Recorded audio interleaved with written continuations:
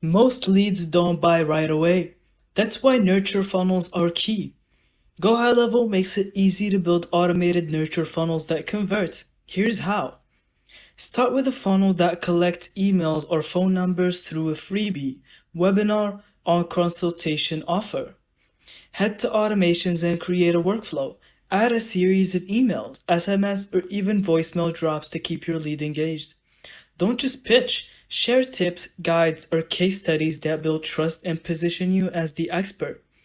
Spread your message over days or weeks, for example, daily tips for the first week, then weekly check ins after.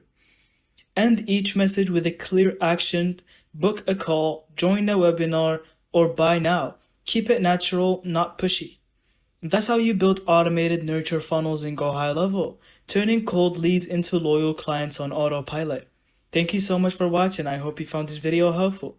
Don't forget to leave us your thoughts in the comments.